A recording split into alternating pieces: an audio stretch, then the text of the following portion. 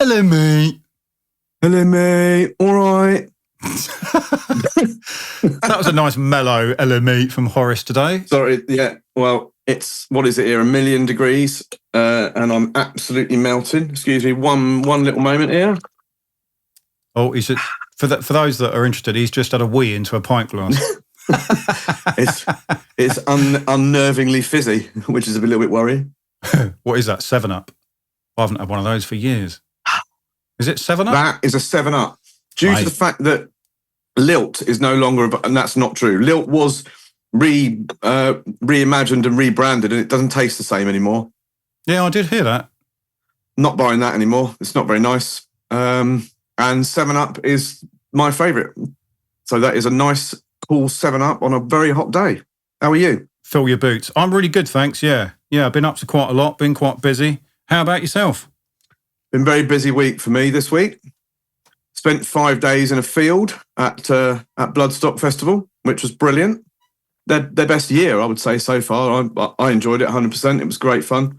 It's always a good metal festival. It's much better than Download. I'm really sorry, Download, but it's for the music fan. There's a different clientele there. So who did I see? So I saw Green Lung. If anyone hasn't seen them before, they should go and see them. Graham Magus, Hatebreed, I saw. It was the 30th anniversary of Jamie Jaster blowing his thumb off, because he's only got one thumb, if anyone didn't know that. It's true. Hang on, he blew his thumb off, not someone else. Sorry, name drop, Clang. He told me himself. He blew it off when he was young with a firework. I don't know why that's so funny. I thought when you first said that, I thought it was going to be like a sort of Dimebag-esque heroic, someone tried to shoot him when he was on stage, but no, he blew his own thumb off with a firework. That's brilliant. That's right. I say that, of course, and I'm not 100% sure it was him that blew his own thumb off, but his thumb was blown off by a firework when he was a child, and he doesn't. And the best part is he doesn't know where it is. Well, I suppose if he had, he could have done that. Put it in a bag of ice shocker and had it sewn back on. There's got to be a pun in there somewhere with a Hatebreed related song title in it, but I can't for the life of me think of one. I'm sure somebody will be able to at some point. But they were actually very good. There was some good old pits going there despite the heat. It was really good. So I watched a little bit of Clutch, and then I watched a very, very small amount of Opeth. But I did see Deicide, which was great. Glenn Benton's back with his egg in the nest and his bother boots, mate, giving it the big one. It was really good. Who else did I see? I saw Forbidden, who I'm not sure if all of our listeners are familiar with Forbidden. They're an old thrash band, and they're sort of still going, and they've got the old drummer from Machine Head playing drums for them now, Chris Kontos, if you remember him. Oh, he's an absolute ledge, mate. His drumming on Burn My Eyes blew my head off for years. He's amazing. I was accidentally in the guest area and actually had a little chat with him. He was very, very nice, very sweet man. Excellent. So he'll never listen to this, but if he ever does, Chris, it was very nice to meet you. Sorry, I don't do that normally, but he was a absolutely lovely character to speak to, and spoke to me like I was someone that he knew, which I'm just somebody that he could have stepped in. But mate, that's amazing. I seriously, I've been a real strong admirer of his drumming for years. He's great. Well, here's the thing, right? He plays in between the songs. He plays the beginning fill of Davidian all the time. So if you're familiar with the Davidian fill, I think it is something like that. I know the one. Yeah. So he does that in between the songs when he's not playing. What? Just because that's like his signature move? Well, I don't know, but he kept doing it, and I thought the first time he did it, because obviously the first album for me is the one that I heard first when nothing like that had ever come out when that Machine Head album came out. No, I think Colin Richardson's production as well had a lot to do with that. It sounded amazing, didn't it? The year, but sort of for the time it came out. It did, and a lot at that time. There was a lot of the other bands were looking for sort of gimmicks. I remember it being massive. It was one of those albums that was huge instantly, wasn't it? Yeah, it was. Yeah, I think they released Old. I think that was the first single, and that blew my head off. Oh, mate, bit of Old still makes me want to smash the place up whenever I hear it. It's brilliant. Yeah. And Death Church. There's a song with it called Death Church, I think, as well. Yeah. Great record, Davidian. Burn my arse. Burn my arse. Burn my arse. I've got a little story about that album. Oh, go on. So in my band Matter, we ended up with this weird superstition. Now, it turned out that we loved the song Block, the last song on Burn My Eyes, that massive riff fest. For some reason, if we listened to Block, if that was the last song that we listened to in the van, we'd always have a blinding gig. If we didn't, it wasn't so blinding. So for the last couple of years in the band, whenever we were touring, we always listened to Block by Machine Head before we did a show, and they usually ended up all right. Brilliant. Something about the energy, I don't know, it was great. That's the one. They changed the title of that at the last minute, didn't they? I don't know, did they? Yeah, it was originally going to be called... It says Fuck It All quite a lot in it, doesn't it? They were going to call it that, and then they decided at the last minute they wouldn't, I think, or somebody said, you should probably take that off calling it that, because then it won't be an HMV at the front, will it? Probably a good move, yeah. Probably to keep the stickers off it or something, I don't know. But I remember they were going to call it that. Block's a much better name. Yeah. So that's amazing. You met Chris Kontos then. So, sorry I interrupted your flow there, but what other bands did you see that sort of stood out? I saw Deatus, who are from London somewhere, who looked like they'd all been in DIY accidents. They were all covered in blood. That was quite funny. But they were very good, actually. I saw Soen on Sunday morning, or Soen, who are from Norway, I believe. They were very good. Night Flight Orchestra, I saw a little bit of them. And I saw Carcass. But it was so hot by that time that I had to revert back to the confines of our tent, mate, and sit out the back and lay down with it without any pants on. It was horrendous. On that note, it's time for a break.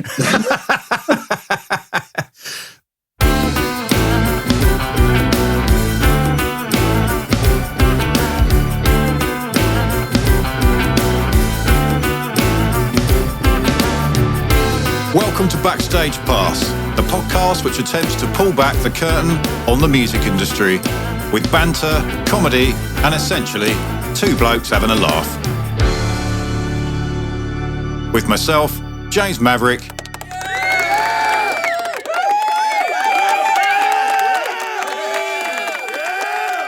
and my good friend, Rob Newson, otherwise known as Roger the Horace.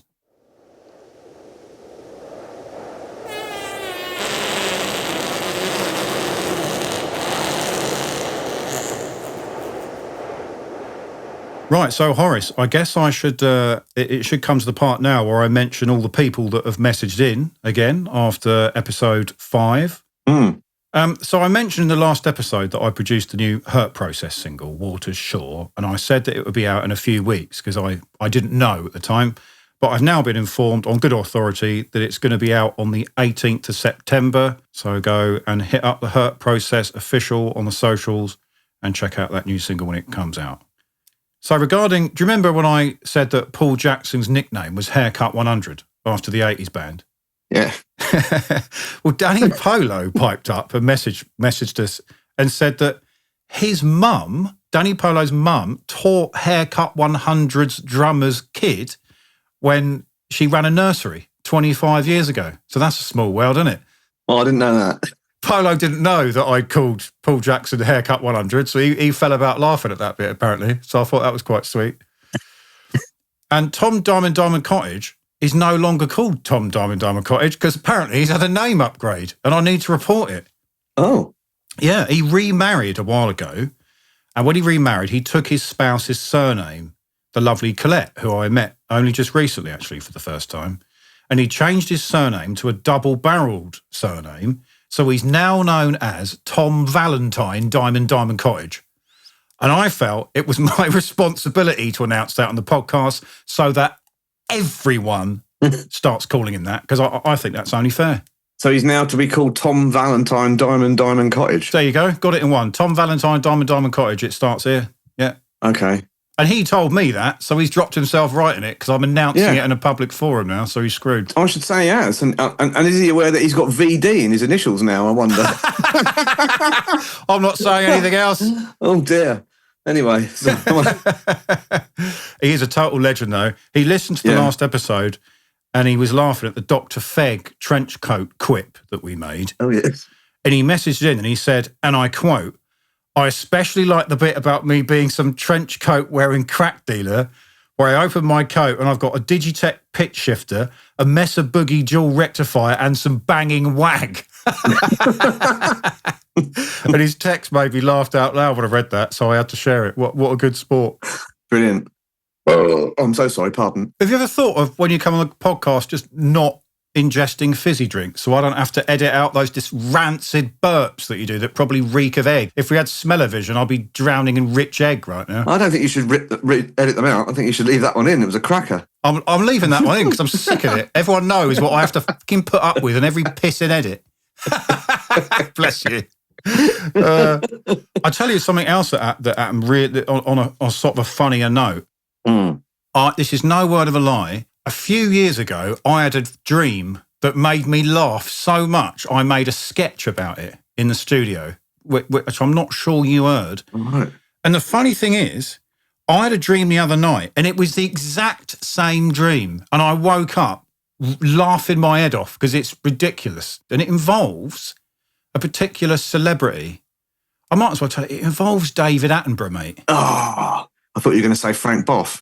Never mind, okay. Gutted, no. But in order to convey what was going on in my head, I'm going to need to play you something. Okay. But in order to do so, I'm going to have to subject you to one of my celebrity impressions. Okay. I'm looking forward to it. Gone a bit moist. Here in the wilds of northern Kenya, we come searching for a very rare animal indeed. The elusive white rhino. Indigenous to these lands, the rhinos here have been hunted almost to the point of extinction. And we have come with our cameras to catch a rare glimpse of this magnificent of creatures. But we are not alone here. Even though the rhinos here are protected, there have been reports of poachers in this area with high-powered sniper rifles. But up here in our specially made tree canopy, we should be safe for now.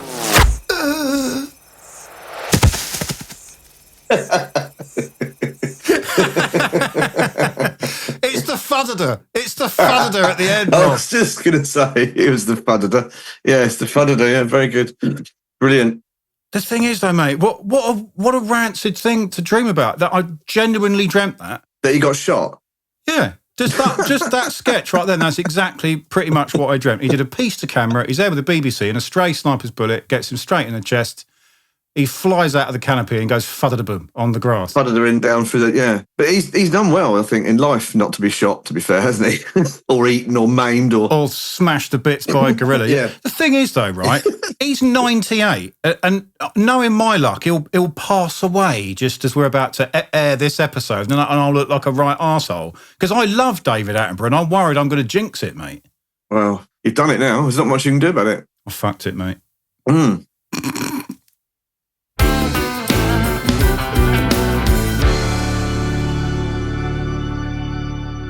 There is something I've got to report, actually, Horace. Oh, yeah. I actually wanted to include this on the last episode, but I completely forgot. A few weeks ago, I went to see The Midnight. Oh, yeah. Oh, dude, what a band they are. Mm. For those that aren't aware, I think it's, I just want to give a shout out to The Midnight because they've established themselves as one of my favourite bands of all time in recent years, because their music helped me get through a particularly difficult chapter in my life a few years ago.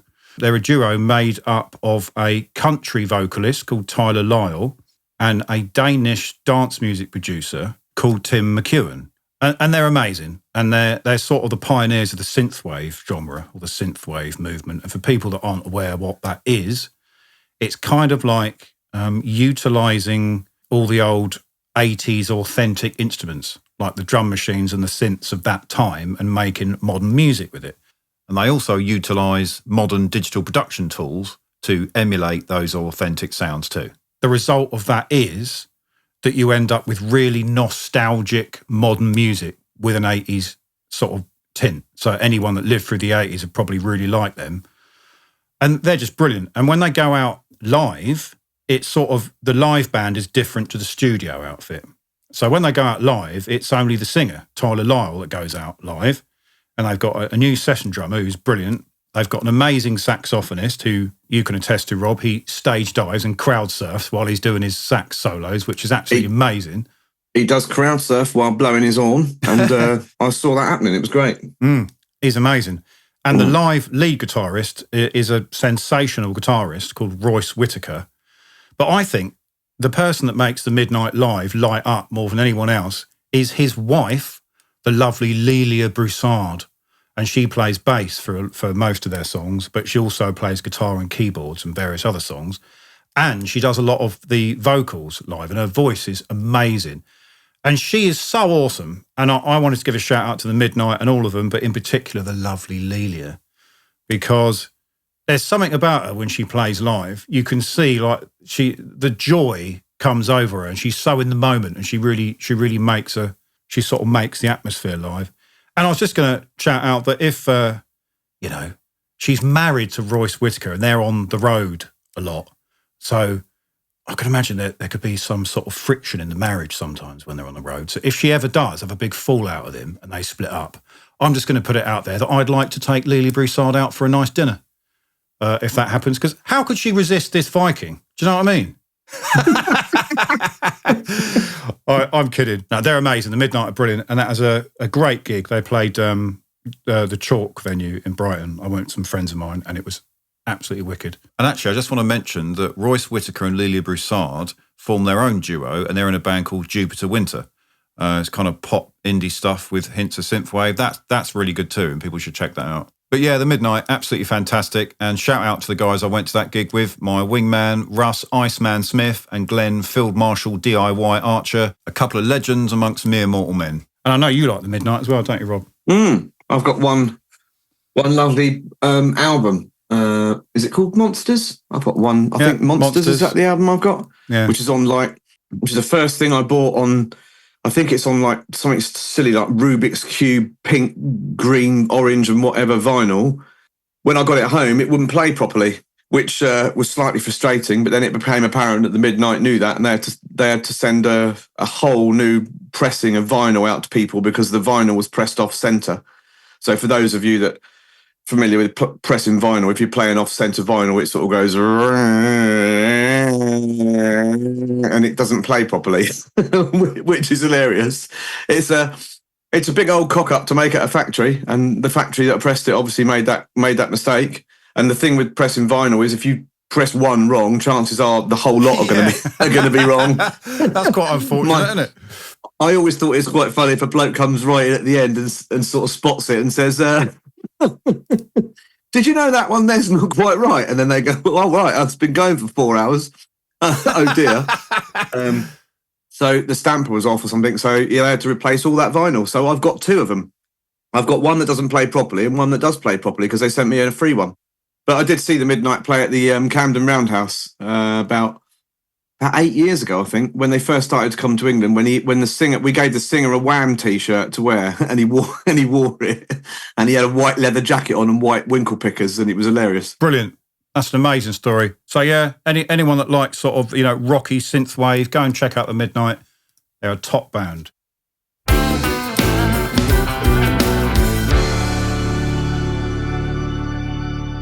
So Horace, I've got one more thing to report, and I think you're going to like this.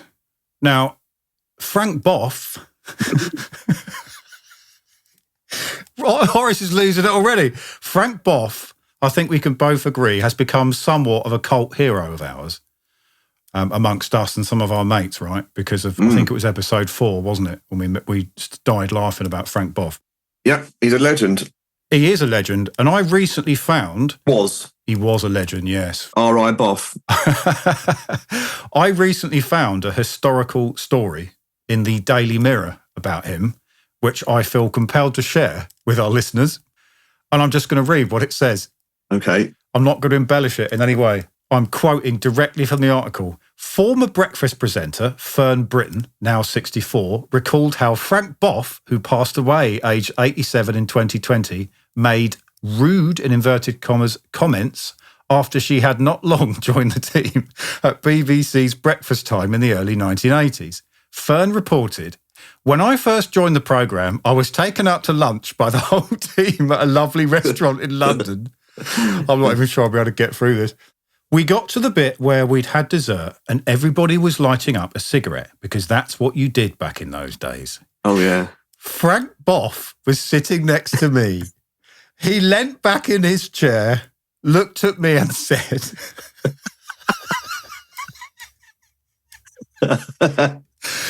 well, I wonder how long it will be before I'm having an affair with you. Because I do have such a very big cock.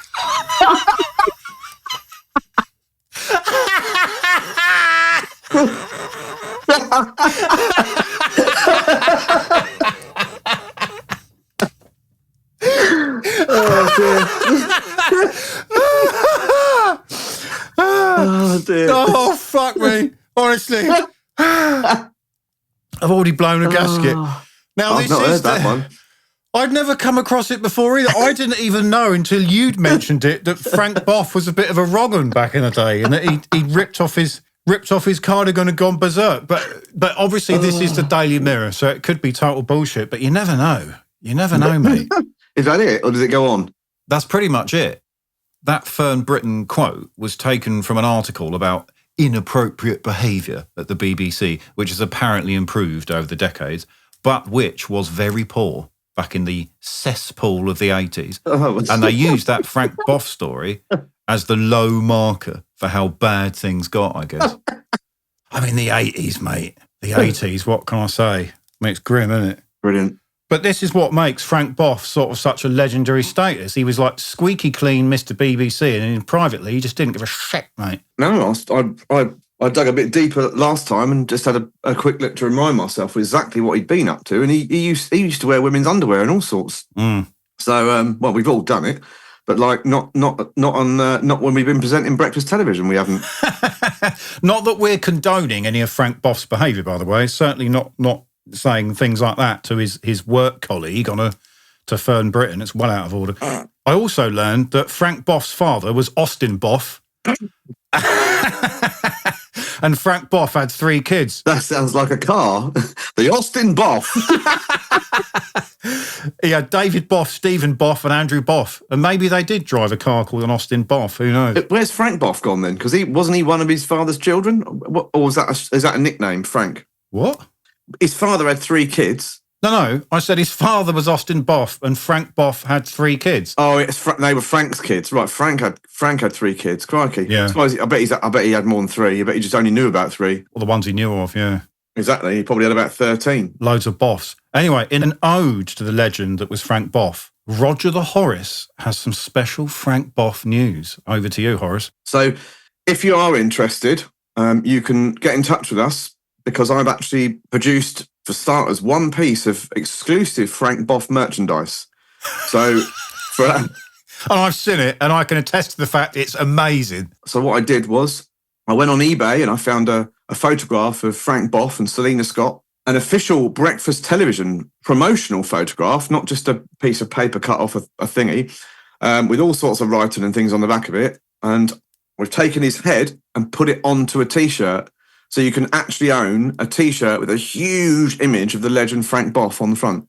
Amazing. It's going to be on a Gildan heavy blank, so it'll be a nice quality T-shirt. And if you want one, you can email us in at bsppod@protonmail.com. That's Brother Sierra Papa Orangutan Donkey at protonmail.com. Good job you don't work for the police, Rob. Brilliant. Nice one, Horace. So just so the listeners are aware, because this run of Frank Boff T-shirts is an exclusive product, Horace has had to be a bit of a legend here and strike a deal with a printing firm that would actually do it, including the distribution. So we've done our best to keep the costs down, bearing in mind these are a totally bespoke design. So with all that considered, we're going to be selling these for $19.99, and that includes the delivery. So I think that's a pretty good deal to wear the legend that is Frank Boff on an exclusive T-shirt that nobody else has got. So nice work, Roger the Horace. So just to reiterate, if anyone wants one, as Horace said, please send an email to bsppod@protonmail.com. Please include your T-shirt size whether that's small, medium, large, XL or double XL. And I promise you, we will be replying to each and every order with payment instructions. And when this episode is released on the 6th of September, I will be posting the image of the T-shirt on the socials so that any interested parties can admire its magnificence before they make a purchase. So if you want one, send us an email and we'll sort you right out.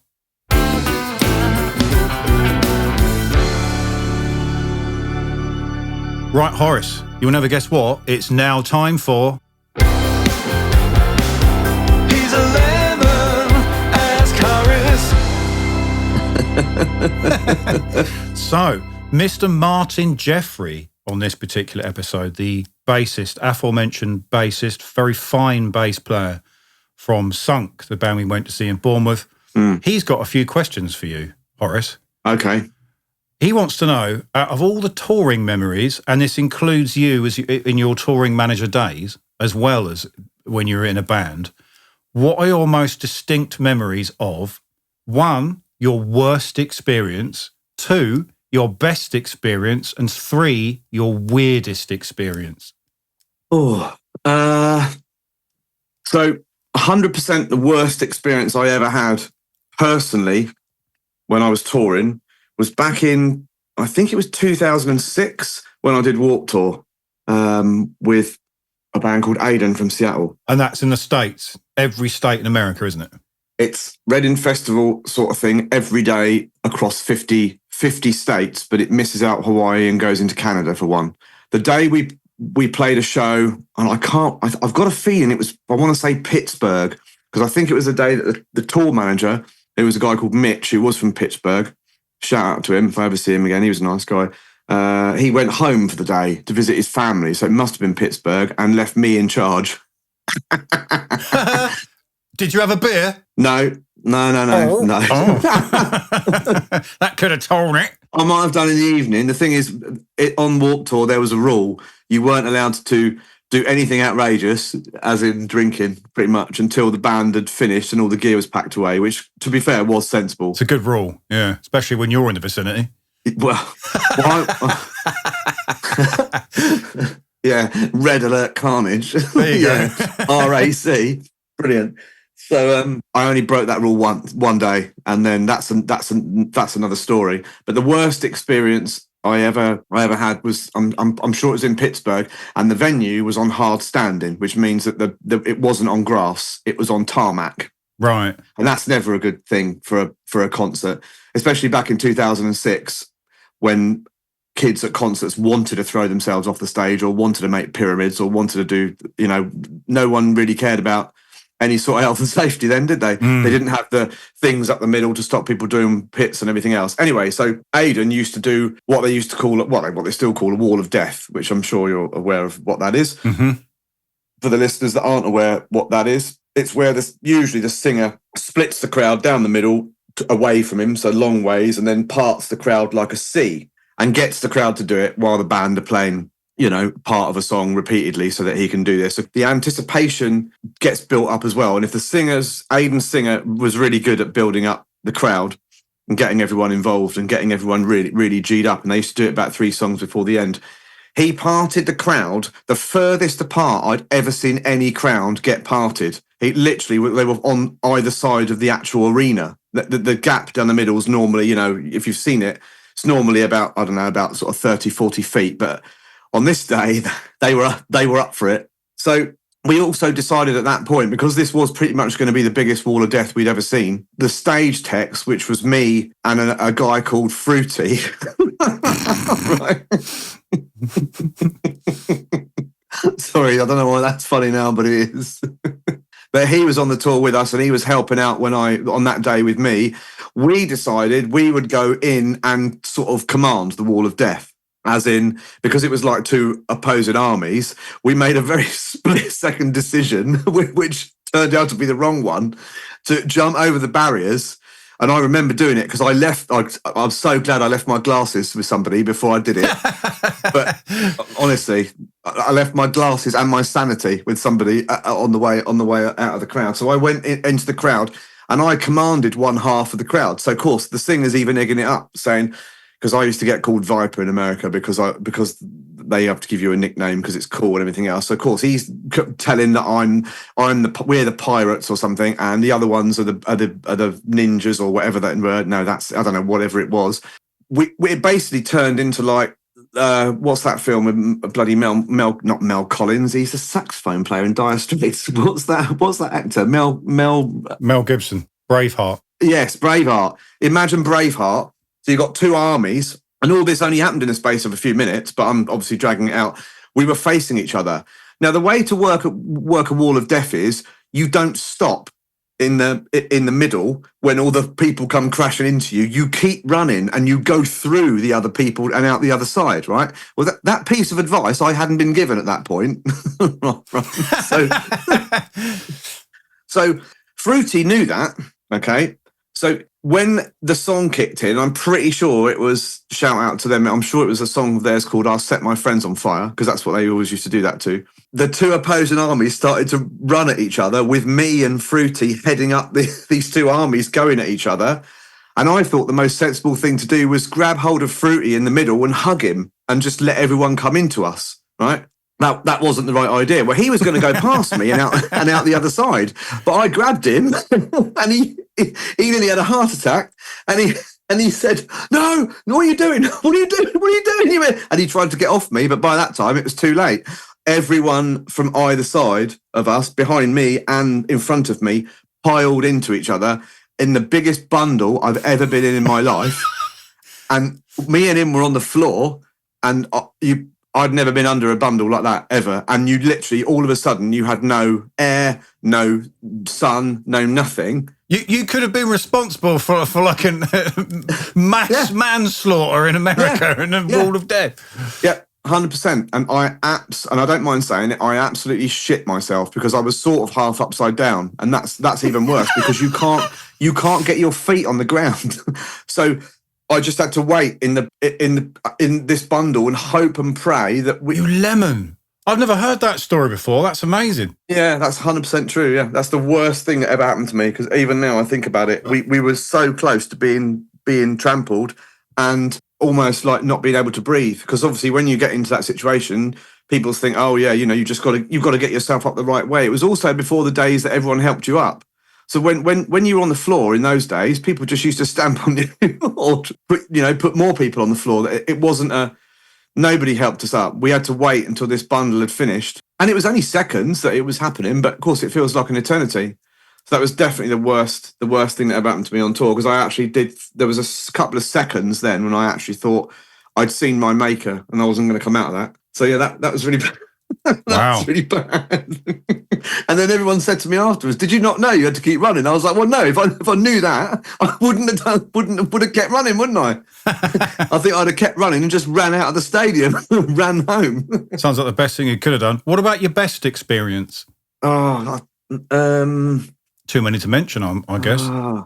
See, I don't know if I've had an actual best one. I've had so many good ones. I'm not sure I could answer that either, because I just loved touring 100%, just in general, so I don't know. I think one of the best things you can ever have as a musician is when you're playing a show and you see people in the crowd singing your lyrics. Yeah, wearing the T-shirts and that. Yeah, I know people say that, people say that all the time. People think, oh, it's just a thing. But when you actually see someone that's taken the time to learn your lyrics to your songs or is really into your band, especially if you're playing a show that's your actual band's, you're actually playing and people have come to see you rather than you supporting somebody else where they're just sort of seeing it. Once you know that they're all there to see you. I have got one story that sort of does line up with that. Just one story that springs to mind. Yeah. It was in the early days of Matter, so I wasn't really expecting to go to a gig and there'd be loads of fans because we were still building up our reputation, I suppose. But there was this one song that I wrote at about 4 a.m. on the guitar in my crappy little bedsit one day. And it ended up being one of our popular songs. And we ended up doing this it was a headline tour, just like you said. And we went to Milton Keynes. And I don't know what it was about Milton Keynes, but when we arrived, there was a big crowd there, all with Matter T-shirts on. And it was a blinding gig, and it all went off in there. It really booted off. There was, crowd surfing galore. And that song that I referred to, the one I wrote at 4 a.m. on a crappy little practice amp in my bedsit, that ended up becoming the song Arsonist, which tended to be a bit of a crowd favourite back in the day, and all the kids in the front row were wearing Matter T-shirts, and they were all singing the words. And I remember that was, that's something to remember. From a crappy riff in your bedroom to that experience, I used to really enjoy that when that happened. Was it the Woofton Centre? The Woofton Centre. That rings a bell. I think it might have been, yeah. It's quite a big venue. It was like a sports centre. It had a swimming pool and things in it. Yeah, that's the one. And it always stank of chlorine, but it had like a gym, a sort of hall in it. And bands always used to play in the Woofton Centre, yeah. Yeah, there was a big stage, yeah. It was a good gig, that. We played in there. It was in Rainbow Drive in Milton Keynes, and you could never find it because all Milton Keynes looks the same when you've. Boy, there's a million roundabouts and red bricks. Yeah. That's all it is. and this is before sat nav, so we had to find it with a good old map or. Do you know what, Horace? I was thinking about this the other day. Do you remember we were talking about how your nickname came about, and you quite rightfully said, apart from one tour, you did all the driving. Yeah, I remembered back then you didn't have a sat nav. No. That's quite impressive that you actually got us to all those gigs, because someone must have been map reading in the passenger seat. Well, I used to ring up sometimes and get directions to the venue before we used to go, because you didn't have a sat nav. No, but I forgot that, and I just have to right now on this pod. I want to give you credit for all the driving you did for Landmine Spring, because you always got us there on time, and yeah, you didn't have a sat nav, so hats off to you. And now I know where all those venues are. They've all had this audacity to shut down, which is very selfish because now I've got a complete map in my head of where all the venues were, where all the load-ins were, where all the secret parking spots were and everything else. And all the venues have shut down thanks to the internet that we're sat on. Very selfish. So that's it. That's the end of that. Martin's got another question that's really funny. Well, his question is, what's the least or most random amount you were ever paid for a gig? He said once Snub were paid £11.37 because that's all the bloke had in his till. Can you remember what a random amount was that you were paid in a band? I don't think we ever got a random amount. I think it was always around a round number. It would always be like £20 for the petrol or something like that. I remember once we did an undergroove tour, and I booted off at one of the landlords because he promised us that he'd sort us out a rider and we get paid a fee. There were 3 bands on the whole road crew. There were 21 of us. And I booted off at him in the end because he was expecting us to go home with nothing. There was no rider, no food, no nothing. And I said, hang on a minute, mate. I remember his name was Kieran, and it was in Nottingham Rock City, but the smaller venue downstairs. I booted off the landlord and I made him give us steak and chips 21 times. There you go. Well, fair play. Well, I was bigger than him. What was he going to do? We did get steak and chips. All 21 of us got steak and chips. But we still didn't get a fee. It's well out of order. But yeah, I was quite proud of that. Fair play. Now, Shitlegs has chimed in. Old Marcus, the old bassist from Landmine Spring. And he said, do you remember, Roger the Horace, the infamous Mars Bar gig in Worcester? Yes, I do. Now, I've got to explain something to the listeners here. This was another gig where Horace had one too many sniffy sherbets, as in pints of Lagos. And I've got a memory that you got leathered and then your belt loosened and your trousers ended up round your ankles and you were waddling around the venue after our set. And you reminded me of Dick Van Dyke in Mary Poppins when he pulls his trousers down and dances with the penguins. You were like, oh, this is rubbish, chewing your shoulder like you always used to do with your ankle. Do you remember that? I do remember the gig, yeah, 100%. Was that the infamous gig where you pinched a loaf in a unplumbed toilet and fugged out the entire upstairs of the venue? Was that the one? Yeah, I have a vague recollection of going to the Mars. I'm pretty sure we've only been to the Mars Bar once. And it was that time when it was the last show on the... And maybe we've been there more than once. I can't remember. It was the last show on the Snub tour anyway that we did. The first time we thought we were going to be millionaires. That's when I was playing guitar. When I filled in on guitar when Nev couldn't get the time off work. I think that's why I was there. That's right. And the headlining band were Tribute to Nothing and the middle band was Snub, and then we opened it and we did a cover of Billie Jean by Michael Jackson. And we did a cover of Beat It by Michael Jackson. That 7-Up's rot in your brain, mate. You've had about 3 cans and burping your head off since we started this recording. I've only had a couple of sips. We did a cover of Beat It by Michael Jackson. and Choff sang on it, I think, if I remember rightly as well. He did. He harshed it up, yeah. And you started rolling around on the floor, going at the big one. I don't think that was the day when the snub was so late that I was talking to Simon Smith about this and he doesn't remember it. Do you remember they ran over a badger? No, I do not remember that. That's hilarious. Snub ran over a badger. I do not remember that. Were they quite traumatised by the whole affair then? Oh no, he wasn't. No, he said I remember Simon Smith turning up at one of the shows on that tour. For those people that aren't familiar with Simon Smith from Sunk or Snub as they were known then, he's got a channel, hasn't he, on YouTube of him playing guitar. I can't remember what it's called. Let's give him a shout out. It's Simon Smith Guitar on the socials, and it's really good. And he's mad, and he's awesome, and he's a really good guitar player. He's a lovely dude, he is. He is mad, and I'm pretty sure they had a Ford Cortina or something like that when they wore some Capri, some car. Probably an Austin Boff. And I remember I don't know, I wouldn't have made it up. It's just so stupid. They turned up to one show and they said they were late because they hit a badger and he had to go back and clean it all off the front of the car. Badger in the grill, mate. Sorry, it could be that's the best excuse ever to a landlord that you're a band and you're going to turn up late. Sorry, I'm scraping off a bit of badger off the radiator of my car. That's amazing.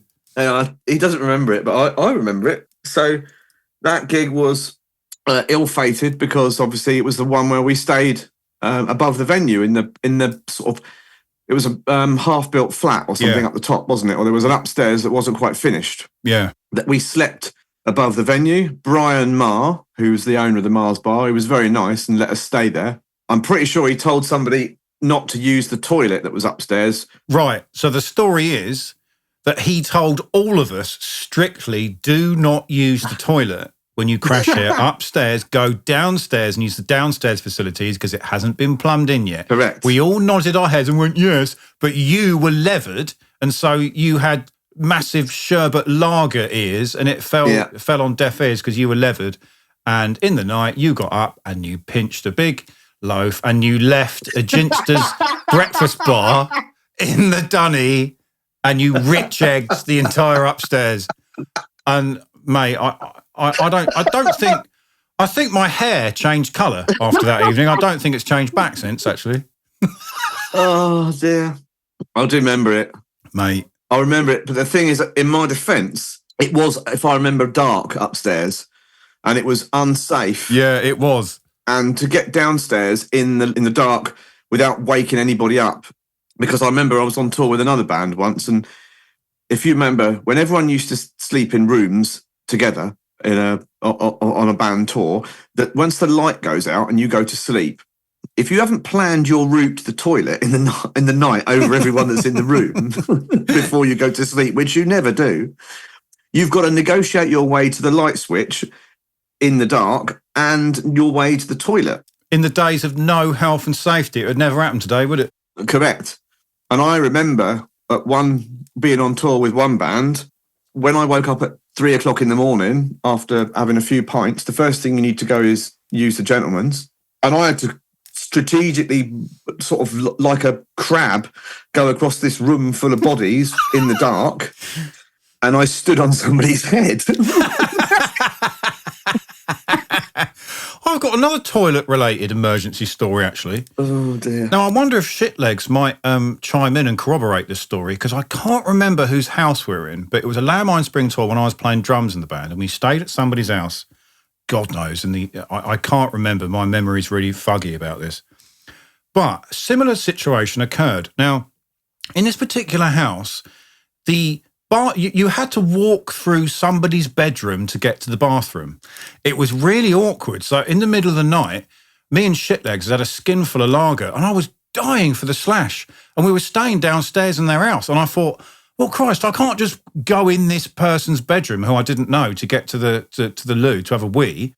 And not only that, but they'd locked the front and back doors and removed the keys. So we were effectively trapped in the house. We couldn't even get in the garden for a sneaky wee.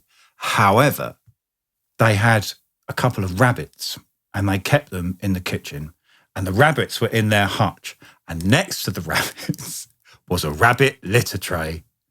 And I didn't know what to do, and I was literally gonna burst. So I crouched over the litter tray, and I had a wee in the litter tray. I swear to God. And then Marcus had to go after me, and then we thought it won't matter. It will soak it all up. It will be fine. And we went to bed. Oh, imagine the smell. The next morning, you know, we spoke about Devil's Tower in the What Sick Moon incident on the last episode. Yeah. In the morning, this stuff had taken up all the wee. And it had grown. It was about 4 foot high. It was like a Mount Everest in this litter tray. Like a big nappy. Yeah, exactly right. So eventually, when they woke up in the morning and they'd unlocked the front door, I scarpered straight out there before they noticed this 4 foot high Mount Everest in the rabbit litter tray. Brilliant. What else could I have done? Mm. Now, Tom Valentine, Diamond Cottage, is making another appearance on the podcast this episode. He's got a question for Ask Horace, and it goes something like this.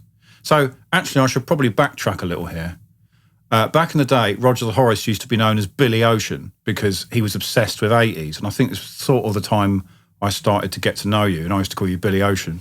I'm the spitting image of him, aren't I? Really aren't. Yeah. But Tom Valentine, Diamond Cottage, messaged in for Ask Horace, and he says, Horace, would you rather fight 100 duck-sized Billy Oceans or one Billy Ocean-sized duck? What a strange... Okay. Mm. Now, I'm wondering whether Dr. Fegg actually does do hard drugs, because I don't know where that question's come from. Maybe he delved into his trench coat yesterday evening. Well, 100 Billy Ocean-sized ducks or one duck-sized... 100? So you got 100 duck-sized Billy Oceans or one Billy Ocean-sized duck. So a man-sized duck or 100 mini Billy Oceans. Well, the thing about... Nobody really likes ducks, do they?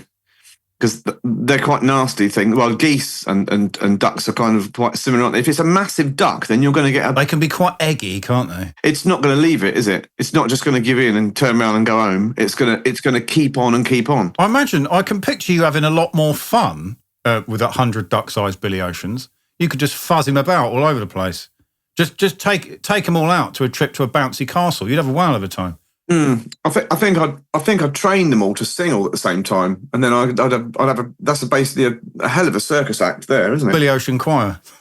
100 duck-sized Billy Oceans all singing Caribbean Queen brackets No More Love on the Run close brackets.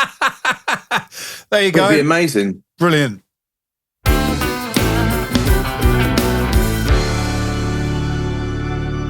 Here, Horace. Here's something I haven't asked you for a while. How's that mate Eels, Barry? Old Barry Garlow. Well, yeah. He had a spot of bother this week because... See, as soon as I asked, this expression comes across your face that I know it's going to be comedy gold. So people that remember or that don't remember is that we had a big merchandise tent at the festival. And we have clothing rails with hangers and clothing on for the public to peruse. When you say that's who you work for, isn't it? Yes, that's right. Sorry. So we have a shop. So anyway, Barry came up on the Monday for the breakdown day, which for those people who have been to festivals knows that Monday is always the best day because that's the day that you haven't had a shower for 4 days and you just can't wait to get home. So he came up with an extra truck to take all of our clothing rails, which are the type on wheels that you used to see Jeff Banks and all sorts wheeling about on the clothes show on BBC One. Right. So, yeah, he arrived on site on Monday morning. Now, again, for those people that have never known about a festival, trying to get onto a festival site on the breakdown day is horrendous because every truck that's going to come to that site and take something away all turns up at the same time. And then they've usually got some toothless simpleton operating the in and out gates who doesn't know what they're doing. So it took him rather a long time to get off the main road onto the site in this Luton that he'd driven in, right? So now he's not a very experienced festival goer, is he? I could imagine. I don't think he's ever been onto a festival site before. No way. Actually, he's been once, which was when he dropped the rails off on the week before. But when he dropped the rails off, the festival site was all shiny and new and clean. and everything was lovely. And when Right. you come back after the festivals happened, the site isn't all shiny and new and clean. It looks like Beirut, or looks like a bomb's gone off everywhere. So it's not quite the same. So he arrived in his truck about 10:30, just after it started raining, which was really annoying because it hadn't rained the entire weekend until the breakdown day. Is this 10:30 in the morning? Yeah, 10:30 in the morning, sorry, yeah. Right. So picture the scene. The traders get their own toilets, right, which are those plastic blue telephone box type toilets, at festivals that they've got pretty much now everywhere. The ones that you have to go inside. They do get emptied daily. Thank the Lord that they do, or you wouldn't be able to go in one after 2 days. You wouldn't be able to do it. On the last day, they don't get emptied on the last day. The guys come round in the afternoon and empty them for the last time ever, and then someone takes them away. Let's just say that was the worst time of the entire weekend to go into a festival toilet. Oh, no. So he got out of the cab of the Luton when he pulled up, and he was absolutely bursting to go because he just spent an hour and a half queuing to get onto the site. Poor soul. So he went straight into one of these telephone box toilets, and then there was a big old walnut whip in the thing, and there was all sorts of stuff down there. And he came out faster than he went in. He literally came out, and then he started retching over the. There was a pile of rubbish. We broke an old fan, and that was on the pile of rubbish. And he just came out of the toilet, straight back out, and was just retching all over this fan. What was he going? He's doing a Bobby Dazzler. He was doing a red wine retching. It was absolutely horrendous. And everyone was laughing because he's just not cut out for festival toilets, mate. It was just obviously you had to be there, but it was just hilarious. I mean, we're all used to it because we've been in festival loos before. But if you're not used to a festival toilet, kids, and you put your head in there, Mate, it is basically a big plastic box full of people's ablutions. So it's not the nicest thing in the world. I mean, there are techniques you have to learn, isn't it? It's like breathing through your mouth. Oh yeah. If you can handle that, you have to. Otherwise, you just pass out, don't you?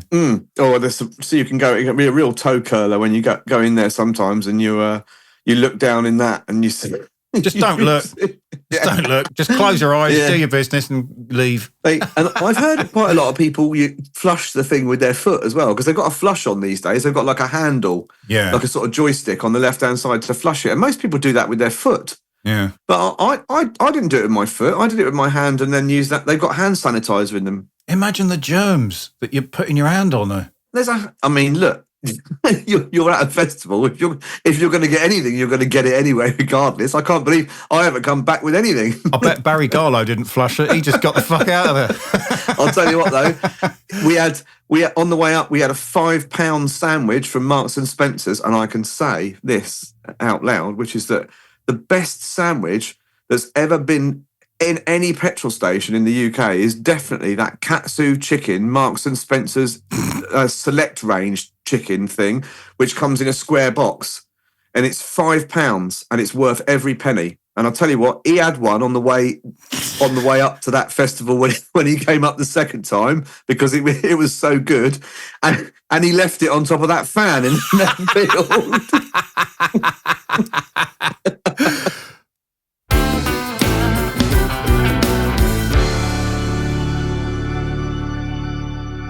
So, Horace, I think by now it's been established that you don't like anything. So this week I sent you an album that I know you'll detest, just to annoy you. It's by a Scottish band called Frontierer, and the album is from 2021, and it's called Oxidised, and it's brutal and massively harsh, and I think it's ace. So without further ado, it's time for Yada Yada Yada. Roger the Horace's album review. So my only question to you really, Horace, is what did you make of it? What a load of old... Whatever. You've been listening to Backstage Pass with myself, James Maverick, and Rob Newson, aka Roger the Horace. If you want to get in touch with us lemons or ask us a question to discuss on the show, please get in touch via Instagram by using our handle, which is @BSPpod, or by sending us a direct email to bsppod@protonmail.com. This podcast is brought to you by Maverick Audio and produced by me. If you'd like your podcast or any other production produced, then visit my website at www.maverickaudio.co.uk and message me via the contact form. Please leave us a review, share our Cretinous pod, and remember to like and subscribe wherever you get your podcasts. Thanks so much for listening. Until the next time. Just remember, Frank Boff t-shirt, Frank Boff t-shirt, Frank Boff t-shirt.